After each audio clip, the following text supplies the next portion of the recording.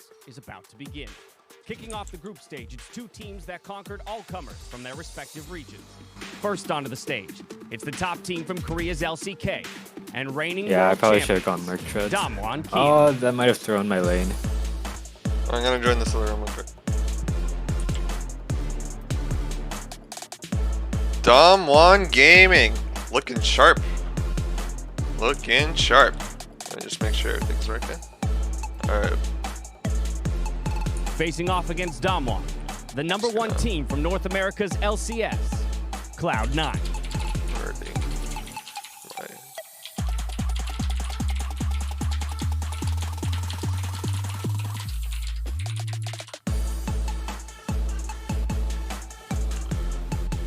Woo! The wait Perks, is baby. over. It's time to kick off Fudge MSI kind of a big boy out there. 2021.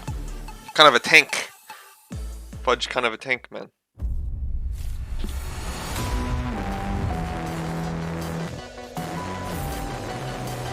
How you gonna play it?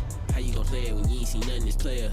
Me and my squad gon' turn on the squash like we don't see no other players. Ain't nothing to squash, ain't nothing to solve. You played and you already did. I'm ready to mob, I'm ready to mosh, shit moving with nobody scared. Where were you when the West rose up?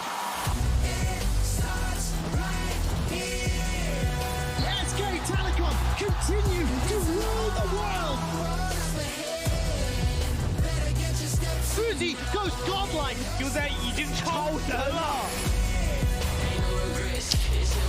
Man, if C9 can draft a good mid jungle 2v2 and Fudge can somehow not completely run it versus Con, I think we got a chance. The chance is there. It'll really be a big Game 1 MSI big draft 2021 game, really Damwon Kia versus Cloud9. What a way to kick things off. I'm Dracos. My absolute pleasure to be joined. First international appearance, no flame. It's my boy Kate. Was at Worlds Play-ins last year and on the desk a little bit. That's but as a true. caster, it kind of is my first international appearance, and I am so excited to do Well, and you're not alone here. There's a lot of players setting foot on the stage that either haven't been here in a while or experiencing some of their first times. A lot of names that we are excited to see, but inevitably turning our attention towards some of the veterans. You heard it on the desk, and you're going to hear it here again on the caster desk as well. Jungle mid, the matchup that every single person is talking about. If you're in high elo solo queue, you know to fear this man. Canyon, an absolutely lethal threat. Can Blabber and Perks match up against him and Showmaker. man. What we're going to find out. Coach Big Coma question versus Mithy, in man. everyone's mind really is what's going to change Legends, this patch. both of Rumble them. Powerful in solo queue, and it would appear Coma a little top-tier bit more so. ban as we head to picks and bans. Yeah, just as they were talking about on the analyst. Thresh things Rumble like out. Diana, Interesting. Morgana, Who's these playing AP Rumble? Con? jugglers are coming to fruition. It's not like Mids are also strong. We've been Damwon seeing has the Lee flex Sin solo opportunity lanes. with That's been Rumble, so banned it's away from interesting that Perks they as want well. that out Here right on away. camera, you can see Fudge he's must been not have an spamming answer out to in Rumble, solo even queue. though Lots there's a of lot solo of lanes here at top lane MSI, answers to Rumble. prioritizing the Lee Sin, gives him a push priority, a very good It's champion not to really like skirmish with, and it pairs yeah, I well don't think so well with Showmaker or AP Canyon jungle. play AP Rumble. junglers, AD mids That's are pretty key here, interesting. and that's why mid jungle is such a big focus. We're gonna turn this down a little bit. Two bans on those AP junglers. Maybe this is That is really interesting. big pick that's rumored to be rising in popularity in professional play and in scrims from what we have heard. Now, if all three are banned away, not only does it limit the AP jungle pool, it also limits AD mid. Nidalee, Jace. Canyon, Nidalee makes sense. Lee Sin. Weird ban. That's Morgana jungle flex. That can go jungle or support, as we've seen in recent games. If they respond with Varus right away, that'd be really interesting, but I don't think they're going to commit to that. I'm pretty sure they're going to lock in something else. We might see something like the Kindred, Varus, Jinx are the strongest ADs on the patch, you would argue as well. The poke Varus so prevalent in fights, poke them out before the dragon spawns. Can get to that Maybe Hecarim is still strong on this patch, but I don't think you want to play it into Morgana. They do lock in the Varus, interesting. something I wouldn't be surprised to see. Maybe go towards an AP mid laner for Perks. Seems like the Sylas could be really strong against the Morgana. And then how does Damwon respond? And Cadril, I love it. If you have not tuned in to any League of Legends since playoffs, Chem Tank is dead. God bless. We got a Kindred, Morgana, jungle matchup into a Wow. bot lane. We got a Varus coming in as well. They draft Kindred that early. Is different in terms of overall They must be really confident that that was going to be Morgana jungle, and then signature picks. really like Kindred into Morgana or something. Kindred is one of those champions that can contest the Morgana on these camps. Has a really good chance of winning out on those marks. A lot of junglers can't, or Morgana is not one of the junglers that can match Kindred on those marks. side can counterpick mid or top, but I wouldn't be surprised to see some kind of Silas priority for C9 here. Instead Leona, instead Morgana, as Renekton's And then we see Tom Kench come after too. Tom Kench Varus. I can't say I'm very knowledgeable on that bot lane, but immediately I do see how it can shut down the Leona from doing very much. Leona goes in, Tom Kench eats the Varus, spits him out. Leona's out of position all of a sudden. I can kind of see it. Jhin also really struggles into shredding Tom Kench, obviously. Jhin is not one of the champions that can tank shred very well. Interesting. Interesting take. I don't know about the Varus, though. The Varus seems really out there. I feel like there might have been a better ADC choice, but something like the Jinx, perhaps? But we'll see.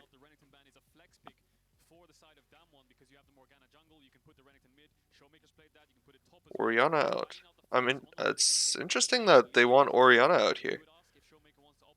I don't see a world where... I guess Orianna blind is pretty good. They could take Orianna on 4 here. On R4, and that's why they're banning it out. Lulu ban weird too. They must be worried about some Lulu top or Lulu mid potential with Kindred. I don't like the Victor so much. I'm not a big fan of the Victor here. I think we need something a little more that can give a little more priority for the Kindred. You know, Kindred is a pretty high tempo jungler. I don't like the Victor lock-in. I think that's going to come back to bite C9 in the ass, honestly. I think you want to pair Kindred with a mid laner that can gain priority when you need. Kind of like the Zoe. Zoe was one of the champions I was about to mention. Something like Zoe that can, you know, control the lane state enough where Kindred can go get her marks. Or make plays around the map. Especially into something like Morgana, you know? Because Zoe versus Victor, Victor won't have much lane priority there. I'm curious to see what they save top for last, because I would have blinded top instead of blinding mid for sure there. I would 100% bit the bullet, blind top, let Perks have last pick on red.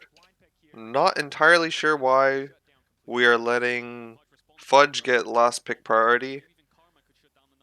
A little bit strange. A little bit strange. I think there's enough top laners that are blindable right now, but the same can be said for mid lane. Gangplank. Yeah, I gotta say, I like Damon's draft quite a bit better. I think the first 3 were pretty solid from C9's side. I could kind of see what the game plan was there. But now their only game plan is to scale and let Kindred survive on her own. A little bit strange. I don't really like it so much from the C9 side. I gotta say I like Damon's side significantly better. They have a very clear, concise game plan what they're trying to do, and C9 all they're trying to do is scale. I don't think they can challenge very much through the early to mid game. The only one that can challenge objectives is Kindred, but I can't say that Kindred's going to have the priority from mid and top to go for these kind of plays that allow her to snowball, right?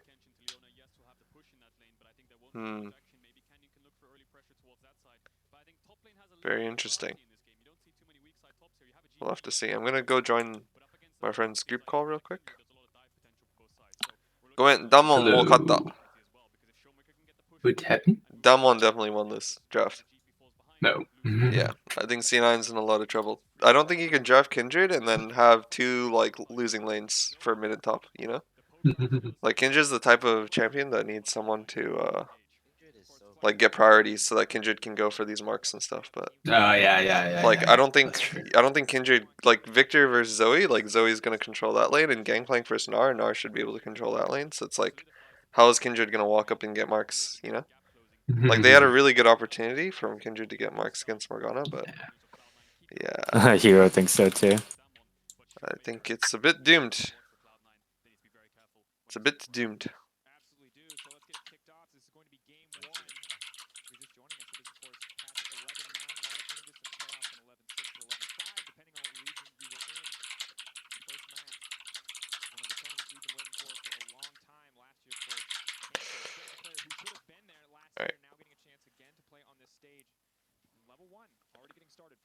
see how this goes. But that's be careful of Cloud9's level ones. We saw it in the finals as well. Also things like the lane swap that they did, but this time around they don't have the Tristana, they don't have the Silence, they can't opt into that. They're going to look for some kind of invade, but that early ward on the Raptors will solidify some vision. And Canyon is actually running Predator on this Morgana, so he's going to be basing early, getting those boots and moving around the map. I think he also based for Sweeper, so they might be able to take this ward away and get some counter rotation going there. And of course, with Verizon 5G All Chat, you can share your opinions, cheers, and well wishes using the Verizon 5G All Chat. We'll take a look at some of those tweets as we move through this game. For now, I'm very surprised C9 went for this draft. They have to have some kind of plan in place in order to scale. They have to have some sort of plan that stops Dom1 from getting to like the 40-minute mark. Because that's really the only way I see C9 winning, is if they can get to the 35-40-minute mark.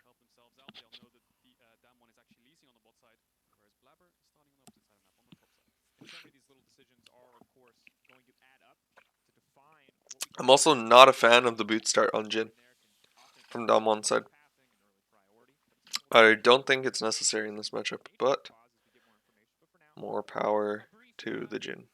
a brief respite, a time to take a break. I think the problem, Cadril, and when you're a caster at these international events, there's just so much to talk about. Because not only do we have a brand new patch, brand new ways to play the game, we have so many players, we have so much history. What's this pause for? Between these two teams, right? You've got former Those are some sick chairs, by the way. You had Secret lab chairs, really nice. North American org in LCS history, and now potentially, and a lot will change depending on how this tournament goes. A lot of people looking at Cloud9, this Cloud9 roster in particular, as one of the strongest North American rosters to ever come into a tournament like this. And Vetty already confident enough in this team to call them out, to predict, to say that they can win. Now, I still think that when we look at North America over the last few years, you have to view this region as underdogs. They've been just outside of that top 3. LEC has had the edge. But a lot can change today, and a lot can change in this tournament depending on what this Cloud9 roster can do. Yeah, we'll have to see what they do on this international stage. They should have been here last year. There was no MSI, but they're here this time around. And not only do the organizations have so much history, also the players, right? You can look at any role in this game and there's history. There's so much to talk about. There's so much hype. You know, Sven and Vulcan dominating bot across in the LCS, and then you've got Fudge, like I said, Let's think about these drafts for a second again. against Khan, who's like one of the most staple top laners at this point, such a veteran. He's been to finals in MSI. Kindred will need to avoid Morgana at all costs in the beginning of the game. Otherwise, she'll lose out on both scuttles. I just don't see a world where Zoe Morgana lose to a Kindred Victor early, pre-6. On top of this, Gnar should, if he's playing better, should also be able to control the wave in time for Morgana to get her scuttle. So that means Kindred needs to start red and move into bot scuttle, assuming that Morgana starts bot side because it gets a better leash. And that's exactly what Blabber's doing. So, okay. So hopefully Blabber's able to avoid Morgana on scuttle, because he needs to find a way to RNG marks, because he's not getting them from skirmishes.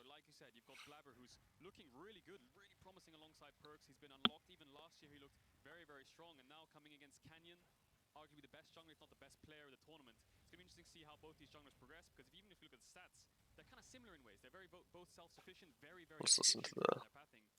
And this game, they're pathing to opposite sides, so they'll both get a full clear off. And we'll have to see how the mid push progresses, because that's what junglers need. They need the mid push. That solidifies the middle of the map pushed in, which means you can move the sides together. So they need to work together. Kidjo's absolutely right here.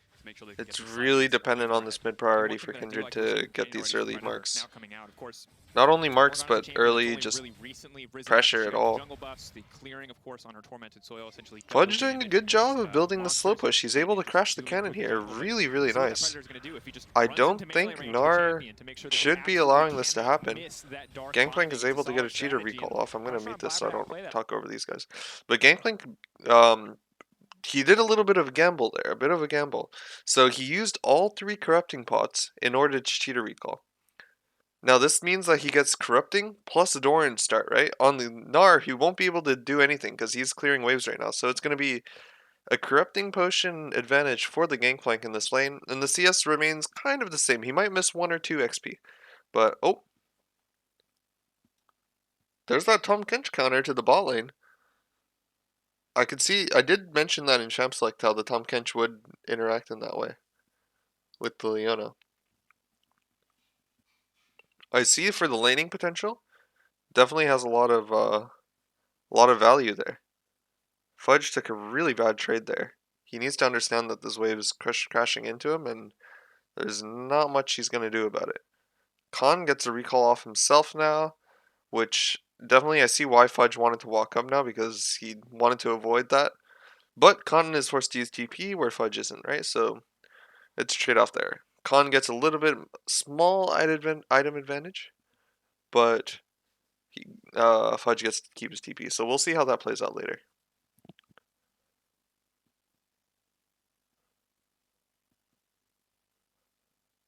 Nice little combo from Fudge.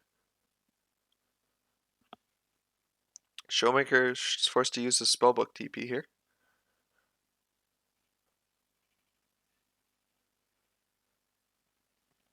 Victor doing a good job in this lane so far, I must say.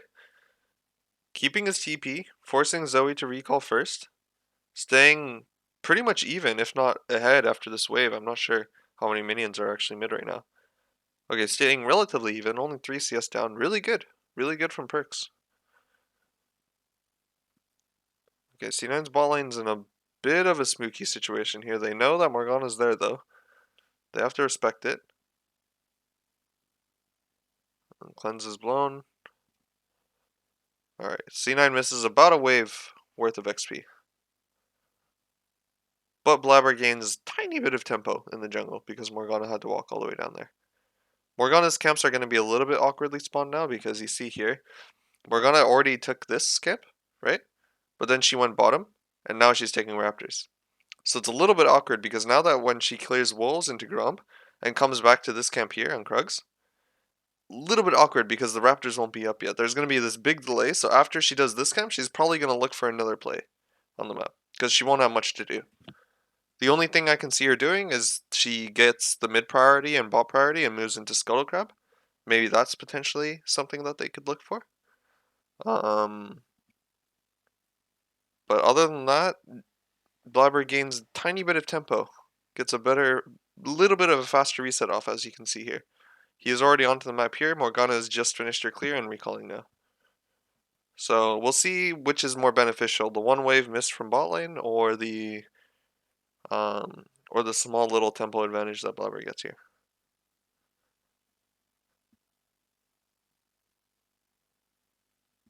Okay, Blabber's using his tempo to gain priority in the river, and they start Dragon, actually. This is quite interesting. Showmaker definitely caught out here. Forced to use Flash, perhaps? Yep, wow. Really good from C9. Oh my god, Damwon stole it.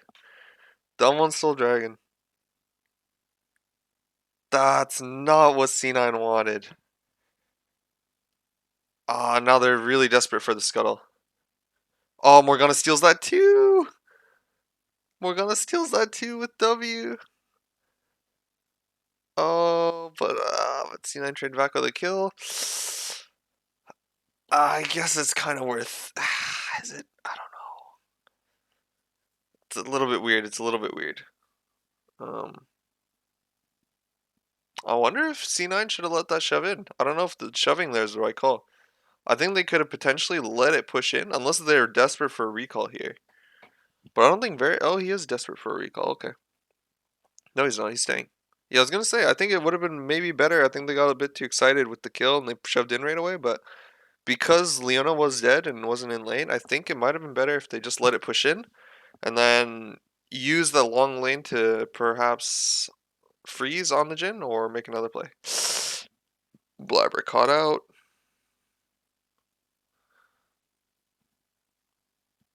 Big catch on the Blabber. I didn't see quite how that was progressing because I was still thinking about the idea bot lane, but Kenyon really steals these, huh? Oh, Blabber. Very early smite. 143 HP early. Wow. And he steals the scuttle here, by the way. Look at W. Morgana W. Blubber's not focused on the scuttle. Unfortunate. Morgana, significant lead onto the Kindred now. especially after that catch onto him. And Damon's in a pretty good spot at the moment, honestly. No flash on Zoe. There is potential for Tahm Kench to make a play around mid with alongside Kindred, and they could look for a kill onto Showmaker while his flash is down. But if they can't do that, then and it's really hard, right? Because they picked Victor.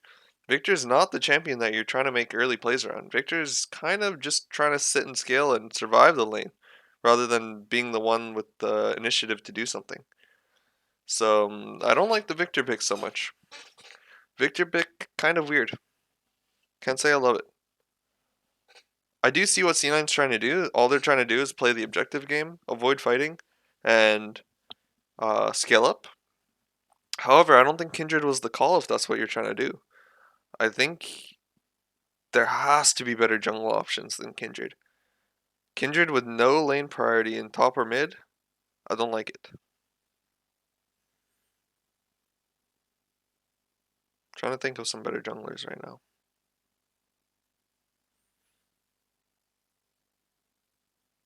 But I don't think Kindred's the call.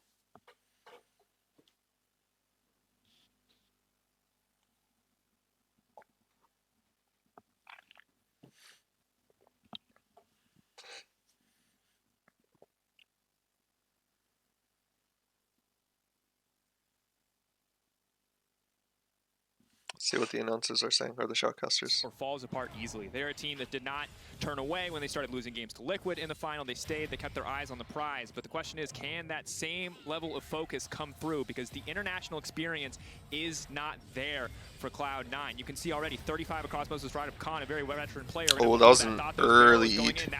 Vulcan did not need to eat that early. Oh, but Barrel's down. That's the interaction we were talking about earlier. That is the interaction we're talking about earlier. I did mention that in Champ Select where, oh, hold on, hold that thought. Okay, no, nothing's happening. Where Leona would overextend if she tries to go for a play onto Sven, and then Tahm Kench eats. I did kind of predict that Leona would be a little too overextended and they could look for a kill onto her. And that's exactly what just happened there. Barrel going for a play without flash. Getting a little too excited. If he had flash up, then, you know, it's completely fine. He can flash out if it goes completely south, but kind of getting overzealous there. Not respecting the damage coming out of Tahm Kench and Varus. Leona gets extremely overextended once Tahm Kench eats. I thought the eat was a little fast, honestly. I think they could have baited it out a little bit more. We'll watch the replay here. But I thought they could wait out the Jin W or the force shot or something. But instead they use Ven Flash and get the kill into Leona. So works out, but I don't think Sven needed to flash. I think the eat could have come later, and Sven could have kept his flash and still had the same outcome.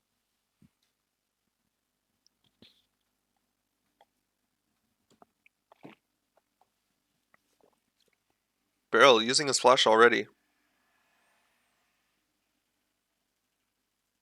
Does Canyon have Zonias? He does not. He's dead. This looks kind of good for Cloud9 so far. If Perks can survive that, yep.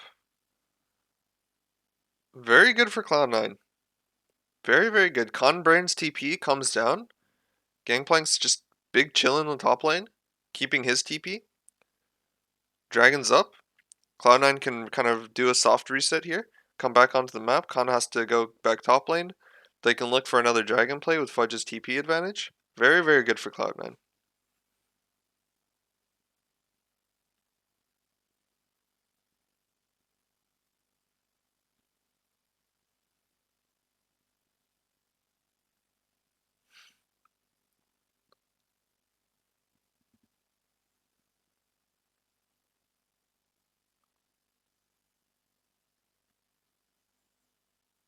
What is that Kindred bug? There's like 2 Morganas. Blabber needs to kind of respect Khan here. There's not too much for Khan to do here, so Blabber just needs to path around. Perks is able to take chickens, then Blabber doesn't need to waste his time there.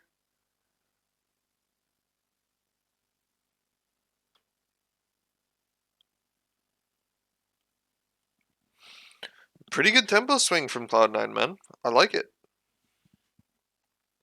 I like it a lot. buys them a lot of time. I'm not saying that C9's the stronger team in terms of like a 20-minute team fight at the moment, even still. I think this Dragon will be a nice little pickup from Cloud9 because Dalmon shouldn't be able to contest this. I think they're just going to give it over. Gangplank's just going to hover around mid so that he can keep his TP advantage without having to burn it. Very nice. But Cloud9 did buy themselves a lot of time. That's all Cloud9 wants to do right now is buy time. They don't care about forcing some insane team fight. They don't care about being the one initiating, anything. Beryl has griefed a few times now, so they're taking good advantage of that. Cloud9's in the driver's seat at the moment. Well, I mean, I don't know. Dalmon with their comp is in the driver's seat, absolutely. But C9 delaying what Dalmon want to do early. Very, very well. I think if it goes the distance, Cloud9 can easily win this. They're playing the scaling game relatively well. Mid tower is going to be huge. If Perks can, and Kindred, with the help of Kindred, can keep up mid tower for a long time, then I like Cloud9's chances better. If that mid tower goes down, then it gets a little bit scary. Zoe has a lot of angles with the bubbles that can come across. Looks like mid tower is going to go down, actually. They're committing. I think Don1 recognizes as well. If this mid tower goes down, their chances of winning go up significantly. Oh, interesting fight here. Okay, it's kind of a stalemate. Khan has to burn flash. But as I was saying, the mid tower for Dalmon, if they take that, gets a little bit spooky, right? Morgana, Zoe can walk up, push the minions up to here, this tower here. Oops.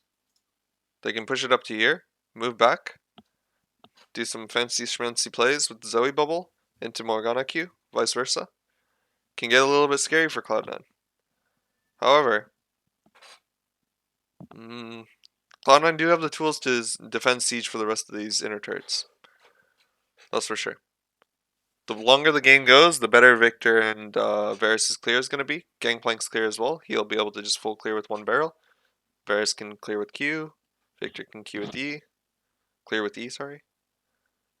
It gets easier as the game goes on for Cloud9 in every aspect, not just for fighting, but also for wave clearing and allowing the game to scale. Damwon is on a bit of a time bomb here, and they definitely did not play the early game as well as I thought they would.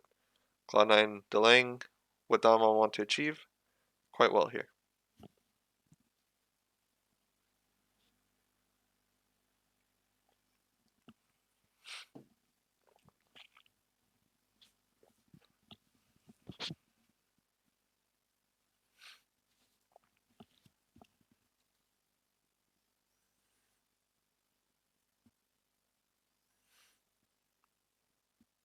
Look at that. Perks is already at the point where he can just wave clear with one QE. It's going to get harder and harder for Damwon as the game progresses. C9 really accelerated the timeline where they need to get like over that hurdle. I was predicting like the 35-minute, 40-minute mark, but with how the early game's gone so far, that kind of gets bumped up to almost around 25 minutes. 28 minutes maybe? Maybe not quite 25 minutes. Maybe 28 minutes. If Cloud9 can hang on for another 10 minutes without losing anything significant, it's going to look pretty good for them.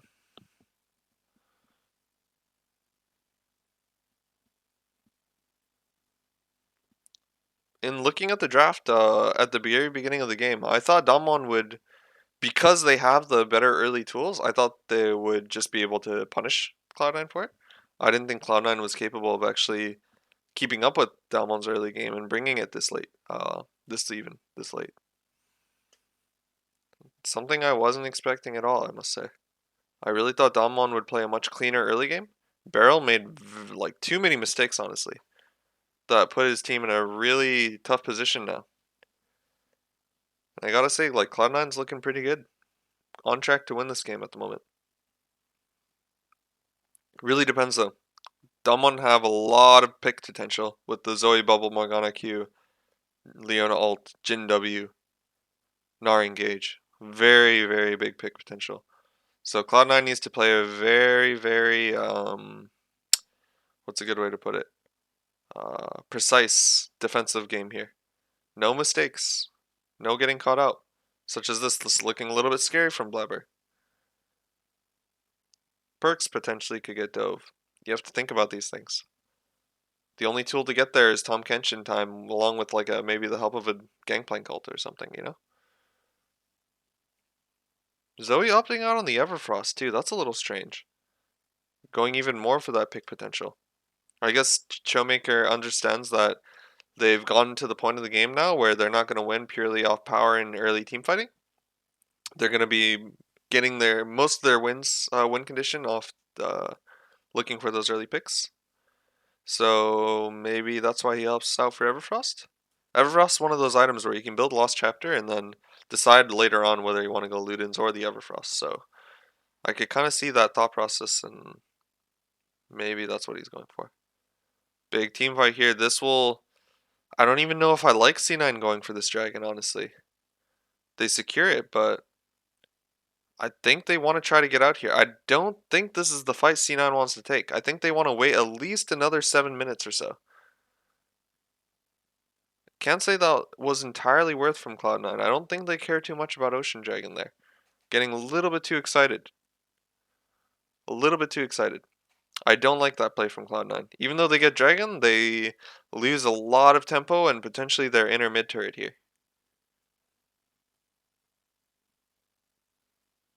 Can't say I like it so much.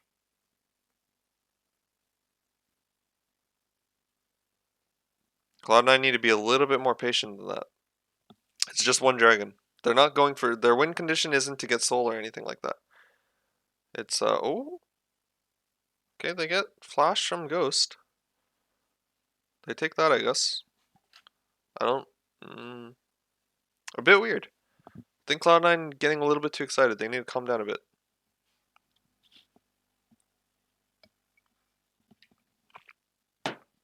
They're at good pace right now. They don't need to rush things. Vulcan, randomly out of position here. He does have cleanse though. Okay.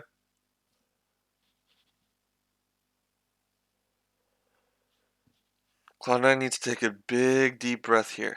They need to understand that they're the ones in the position to not need to make these initiatives. They can chill. Chill, but not fall behind. It's a weird game for them. There's that pick potential we're talking about. Is that a kill? Yeah, it is. There's that pick potential. Cloud9 need to play a very precise defensive game here. Dom1 kind of finds an opening here. Blabber no ulti. This could be really bad for Cloud9. It is really bad for Cloud9. That's what we're talking about, man. They used a little bit too much for that dragon. No flash on Sven, no flash on Vulcan, no flash on Fudge either. And who would have guessed all three people that had no flash for that one dragon, one ocean dragon, die and potentially cost Cloud9 the game. I really did not like the call for that dragon. I think you can give up the dragon, bide your time a little bit more, and potentially think about taking the next one. But Dom1's still at that point, even though they're a few kills down, where their champions are just simply more powerful in the early game. They just have better tools. More pick potential, more teamfight potential. Victor's only one item. He's not quite at the 2-item fighter spec yet. Gangplank's not a scaling, or not an early game champion by any means. We both know Gangplank as a late game champion. I don't like it. Prowler's Claw from Sven. That's also an interesting one. I don't know I mean, there has to be a good thought process behind that. You wouldn't just randomly build that now, but...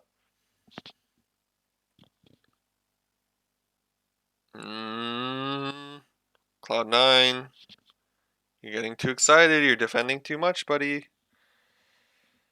And that's Dom1. That's Dom1, man. Cloud9 had it, honestly. Not quite had it, but they had a very, very good chance to win, and now I think the gap is just a little bit too much. They gave just too much room to Dom1 to come back into this game. They needed to bide their time to at least the 27-minute mark. At least. without making these large errors that they're making now. But they didn't want to wait that long. They wanted to bite off a little bit more than they can chew. And now Damon's in the driver's seat again. Cloud9 has a lot of work cut out for them if they want to come back into this game.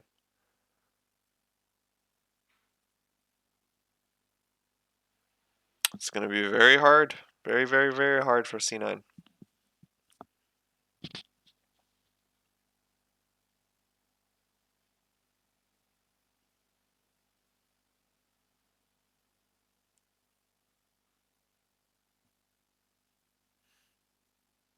This was a really big catch on the Fudge. I'm not entirely sure what this pathing was. You could easily just path through bot lane. Fudge making two huge errors in a row that's costing his team, actually. That pathing there and then getting caught earlier nearly in the same spot. You can just path through bottom. Be safer. There's no camps up that you're defending. You're defending one Gromp. You're defending one Gromp. And it costs you 3 kills and a Baron for it. Not a fan. I like C9's game plan, honestly. They had a good game plan. Very solid. Good early game. Have the scaling team comp. Won the early game with a scaling team comp. And we're in a position to win. And then they just bit off more than they could chew. Got too excited for a third dragon, which ultimately means nothing. I mean, look at this game. This game's going to end before it even gets to Ocean Soul. So, imagine if they didn't go for that dragon. They would have most of their inner turrets up. Maybe they lose one mid turret to this, what's it called? To the Rift Herald. But now they just lose their Nexus. So, which would you rather have?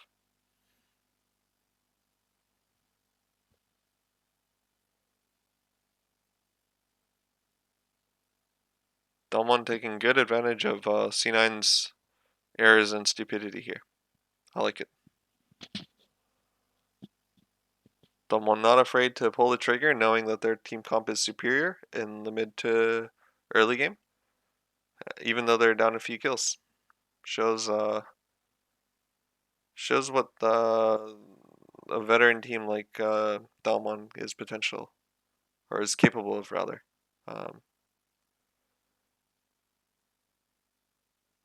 Knowing that they can go for these kind of confident plays. And now Dalmon's just going to win, honestly. This game's over. Dalmon has to royally mess up here on this fight right here, right now, in order to for C9 to come back. Oh, Dalmon going for a pretty risky play. But they taste blood. They smell blood.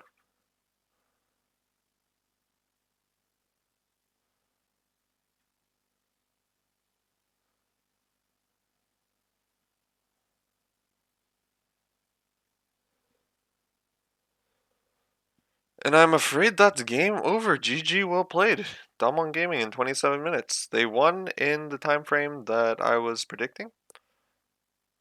C9 needed to hold on to at least this point, and because they can't, then Dalmon simply just win. But GG, well played. Was an entertaining game. I think Cloud9 definitely could have won it. Definitely, they had the draft. They had the potential to win it. Had a good game plan. The players simply just could not execute on it. So congratulations, Dalmon, for his victory of MSI. Looking quite solid. I don't think they were expecting that kind of early game game plan from Cloud9. Cloud9 played a really good first 15 minutes, I gotta say. Really, really good. But it does not mean anything if you cannot execute on the team comp that is designed for the game. And in this case, they were playing as if they were playing Dalmon's team comp post 15 minutes. So, Dalmon, congratulations. GG, well played. Thank you guys for watching, and I will look forward to the next analysis, whenever that may be. Peace.